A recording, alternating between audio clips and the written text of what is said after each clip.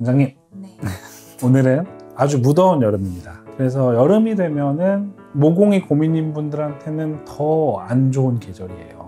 여름철에는 사실 모공이 고민으로 오시는 분들이 참 많은데, 이 모공이 뭔지, 그리고 모공이 사실 늘어나는 게 되게 고민이란 말이죠. 늘어난 모공을 해결할 수 있는 방법은 있는지, 이런 거에 대해서 오늘 가볍게 얘기를 나눠볼 생각이고요.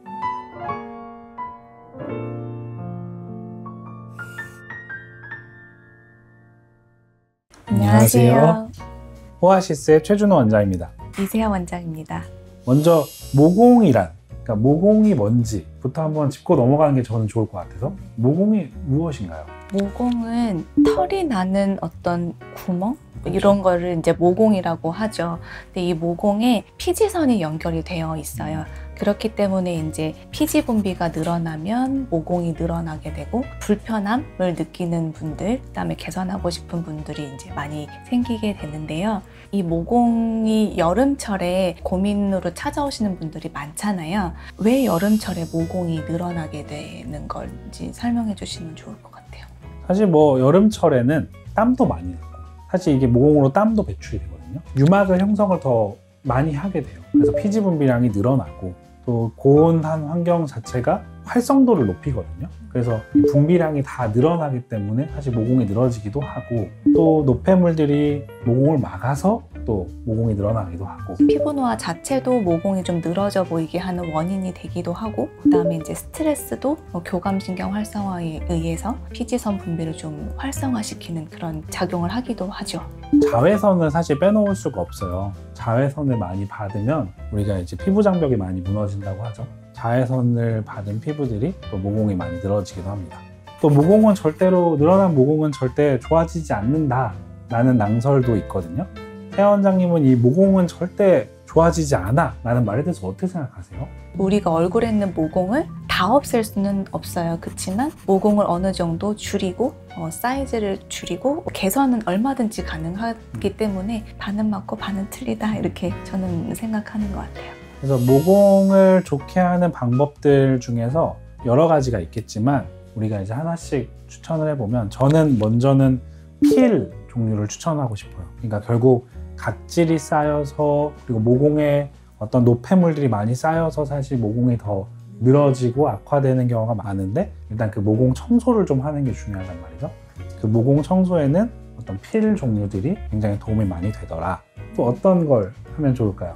이제 그러면 비워져 있는 모공을 조여주는 게 필요하죠. 그게 이제 진짜 모공이 작아지게 되는 효과인데, 그러기 위해서는 저는 개인적으로는 바늘고주파 시술을 굉장히 선호를 하는 편이에요.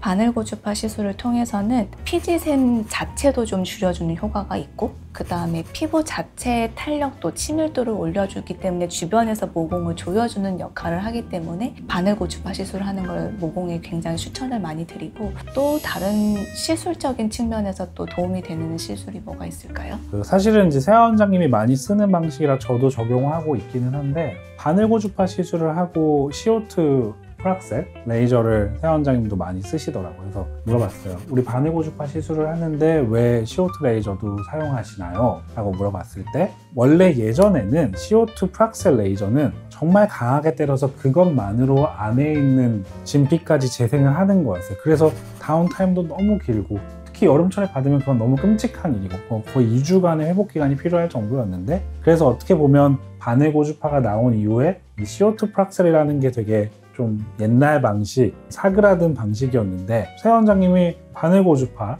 우리 병원 포텐자를 쓰죠. 바늘고주파에 CO2 프락셀을 섞는 거예요. 그래서 제가 이렇게 봤어요. 어떻게 하나, 언제 그걸 쓰나 했더니, 표면에 좀 늘어짐이 많은 사람들한테 얕게 다운타임이 비슷하게 가게 그걸 적절하게 사용하시더라고요. 그래서 저도 이제 제 환자들한테 적용을 해보고 있는데 좋은 반응을 얻고 있는. 그래서 저희가 안쪽 그 모공도 줄여주지만 겉에 있는 모공도 좀 정리해야 되는 경우가 분명히 있는 환자들한테 이 CO2 레이저도 아주 적절한 깊이로 사용을 하고 있습니다.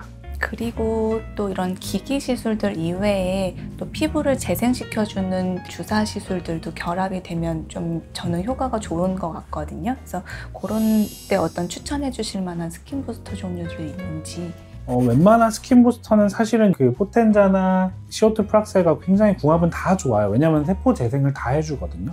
근데 제가 개인적으로 좋아하는 시술은 콜라겐 부스터를 하는 걸 요즘에 조금 더 좋아해요. 예를 들면 레디어스를 얕게 더 깔아줘서 조금 더 모공이 좋아지는 방향성으로 노력을 한다든지, 혹은 주베룩 스킨을 좀 사용해서 모공을 좋게 만든다든지, 이런 스킨 부스터들을 사용하고 있고, 물론 전통적으로 옛날부터 많이 쓰던 리쥬란도 되게 좋아하고 사용을 하고 있습니다.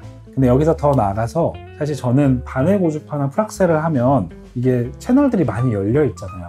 그래서 저희는 그때를 놓치지 않고 사실 엑소점을 꼭 도포하고 마무리를 하는 거를 웬만하면은 추천을 드리고 있어요. 저도 그 방식을 굉장히 선호하는 편입니다. 다운타임도 굉장히 줄여주는 효과가 있고 피드백이 굉장히 좋은 편이에요. 그러니까 결국 우리가 억지로 이걸 열로 인해서 뚫어버린다든지, 혹은 바늘을 찔러서 상처를 주는 거잖아요. 아주 미세한 상처지만. 그렇기 때문에 재생을 도와주는 모든 아이들을 더해줬을 때 효과는 배가가 된다. 그래서 이제 모공이 고민인 분들께 어떤 것들이 이제 솔루션이 될 수 있는지 전반적으로 설명을 드렸는데, 먼저는 모공 안을 비워내고 겉에 묵은 각질들을 정리해주는 필 관리가 필요하고, 그 다음에 청소가 되어서 비어진 모공을 조여주는 에너지를 주는 포텐자라든지 CO2 프락셀, 레이저가 필요하겠고, 그 다음에 이제 상처를 유도하는 시술을 했으니까 회복을 도와주는 엑소좀을 도포하는 것으로 마무리하시면 모공을 개선하는 데 도움이 많이 되실 것 같습니다. 정말 이렇게만 하면 되는데 저희 병원에도 이제 이렇게 하는 시술들이 잘 마련이 돼 있고, 추가로 이제 그 스킨 부스터 중에 그 타입에 맞게 잘 골라서 해주시면 더 완벽한 모공 관리가 됩니다.